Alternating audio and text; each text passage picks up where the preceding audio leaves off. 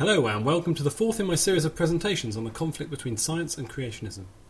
As ever, I'm basing my talk today on the slide presentations of the infamous young Earth creationist Kent Hovind. This means I'm going to cover points raised in his slides, so I won't cover all of this topic by any means, just the bits that are relevant to creationist claims.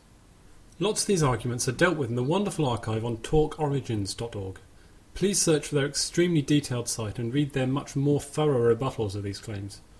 You can find many of the arguments that I've used here on that site. However, I've added a few extra bits here to bring the coverage up to date. So let's get started.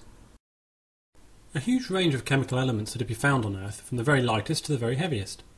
During the molten phase of the Earth's early history, the heavier elements should all have settled down to the Earth's core as they have a higher density.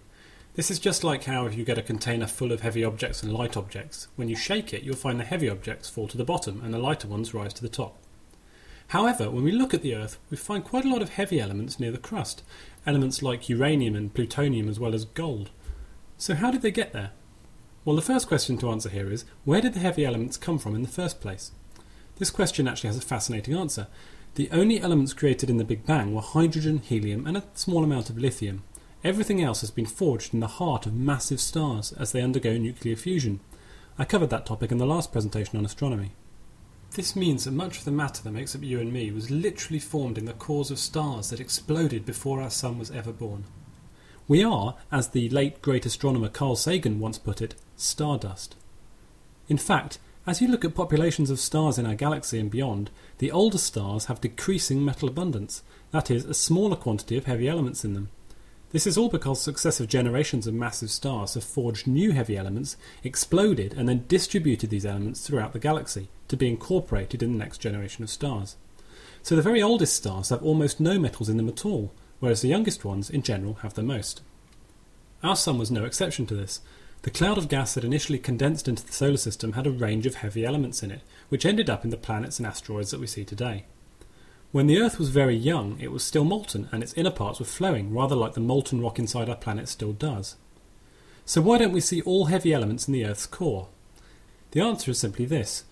Convection currents set up in the Earth while it was cooling, and still existing today, ensure that the various elements were distributed throughout the entire planet. This continues to happen today through the process of volcanism. Magma from deep within the Earth cycles near the surface and is ejected onto the surface of the Earth through volcanoes. This magma contains heavy elements, as it has come from deep within the Earth. Meteorites are found to contain a far higher quantity of gold in them than the Earth's crust does.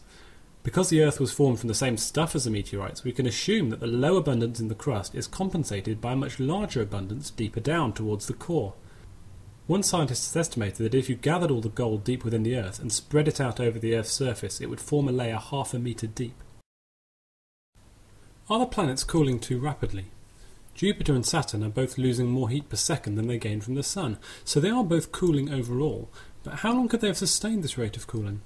Is it true that they can therefore only have been in existence for a fraction of the accepted age of the solar system? Well, Jupiter is cooling at a rate that makes sense, given the time for which it's existed. Jupiter is still radiating off the last remnants of the heat generated during its formation.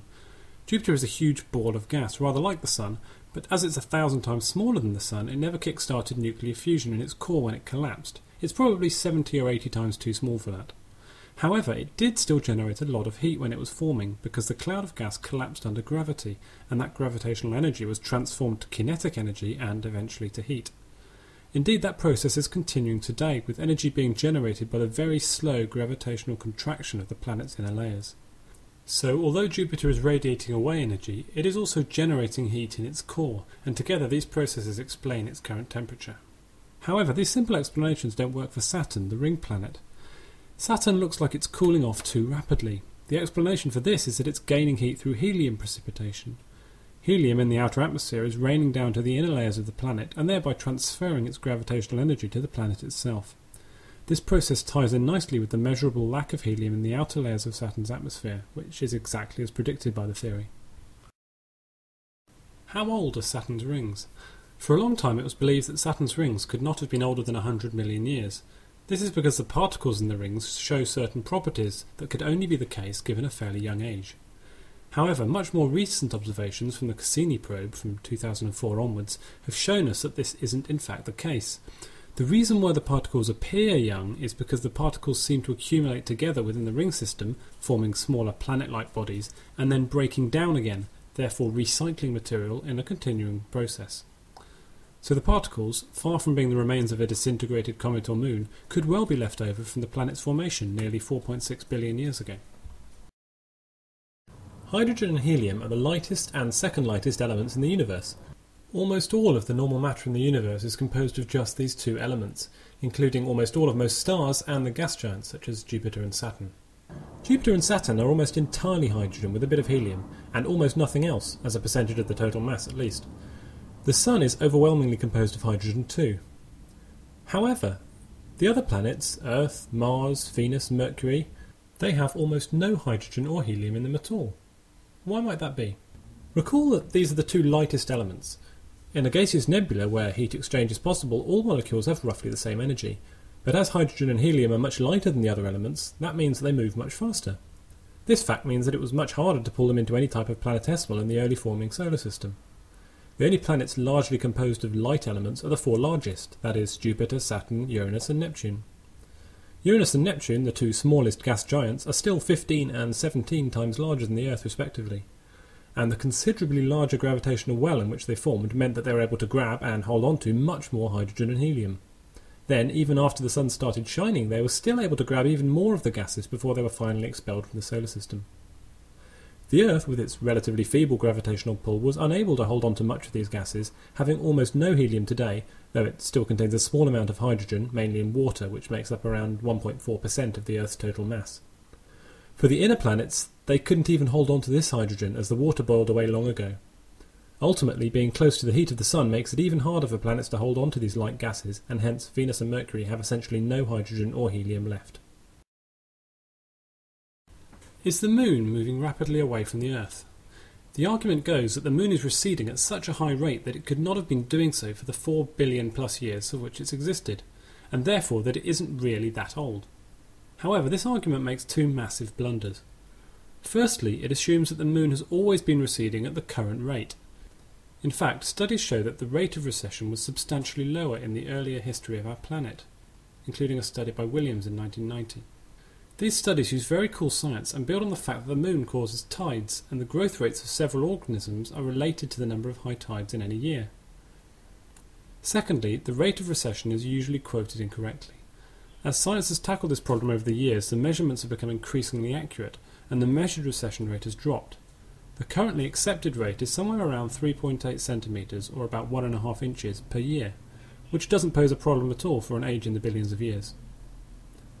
Again, as with most of these issues, I'm sure you're spotting a pattern. The creationists spot an anomaly, doesn't really matter what, but something that they think goes against the consensus view that the universe is billions of years old.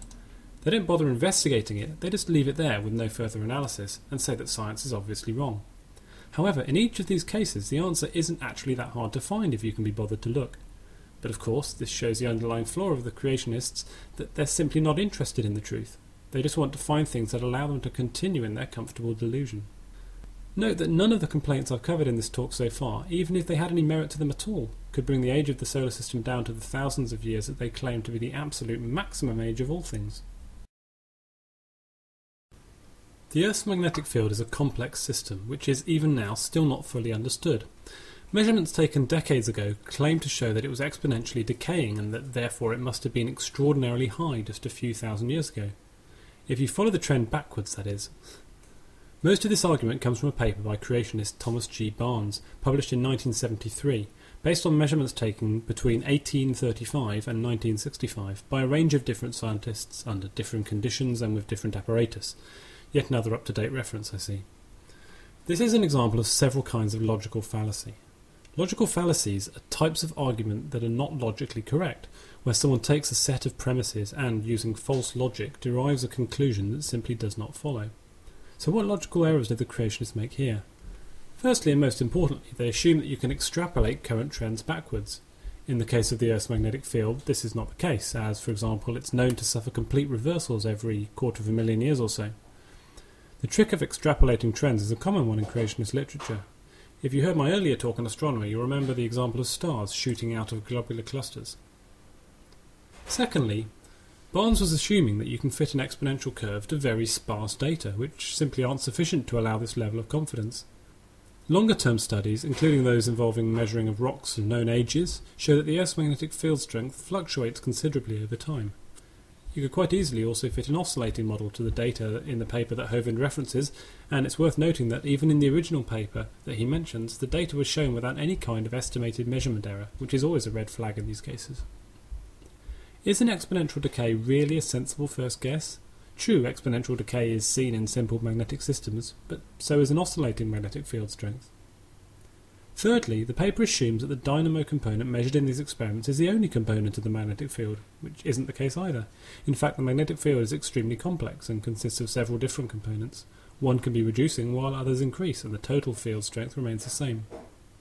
Several creationists have moved to improve the exponential decay model of the Earth's magnetic field, but they simply can't get past the fact that the evidence shows it not to be true.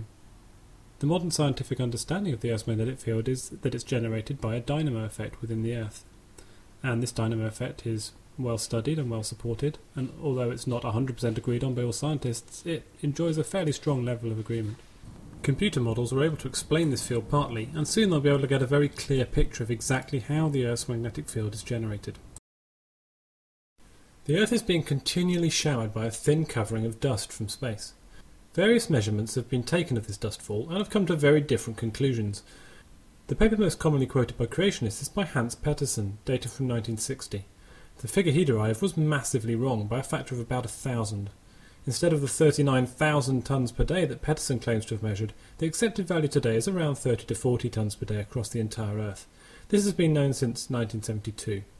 Creationists claim that NASA was assuming that the Moon would be many metres deep in dust when Apollo 11 landed in 1969, and that they were somehow shocked that this was not the case.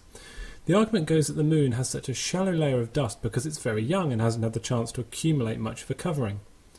In fact, this claim is not true. NASA had known for several years that there was no evidence for an extensive dust layer on the Moon, and this was, of course, factored into the plans for the Apollo missions. After all, if there had been a layer of dust, then that would have caused considerable difficulties for landing, for takeoff, and for moving around on the lunar surface. Besides, the point is irrelevant. Even if NASA had previously thought that there would be a substantial dust layer on the Moon, modern measurements show that the rate of dust fall from space is vastly lower than previously thought, so the lack of a deep layer of dust is no problem at all. The vapor canopy is a proposal that has been put forward by creationists to explain the biblical flood story. I'll go into much more detail about the flood myth in a later presentation, but for now, as this particular claim regards planetary science, I'll cover it here. The idea of a vapor canopy is that there used to be a thin layer of water vapour high up in the atmosphere, which then later fell as rain during the flood, where Noah famously rescued 2 of each kind of animal in his ark. Is this model plausible? Short answer, no. Long answer, no, it's absurd. The only proposal so far given for how the canopy stayed aloft for the 1500 years between the creation and the flood is that it may have been due to the so-called Meissner effect. Unfortunately, the Meissner effect works in superconducting systems, so is irrelevant here. There's no mechanism for supporting a vast body of water endlessly in the atmosphere. There's no way it could have got there in the first place. There's no evidence for this canopy ever having existed. There's no way life could have survived on Earth if it had existed. Even the Bible says there was no vapor canopy, with several passages in Genesis talking about how the stars were visible from Earth, and a thick layer of vapour would have made the Earth essentially dark all year round. Just think about how dark things get when there are lots of rain clouds about. Now imagine that there's enough water vapour in the atmosphere to cause so much rain that the entire Earth would be flooded to the heights of the highest mountains. Even the tiniest bit of critical thinking leads to the rejection of the entire flood myth, of course. I've gone into this in much more detail on my website at frame.net. If you check out my evolution site, there's a large essay detailing the science for the claim of the vapor canopy, including proving that it would block out almost all light from the sun, killing all plant life. Also, because of the massive weight of the canopy, the pressure underneath would instantly crush everyone to death. So no, it's not plausible, not even close. If anyone mentions the vapor canopy theory, nod and smile and start walking away very slowly. As ever, there's loads more information on my website at frame.net, where you can also find a transcript of this talk and all the following ones and all the previous ones, and you can keep up to date with my blog as well as learning about some of my other work. See you next time when I'll be talking about radiometric dating.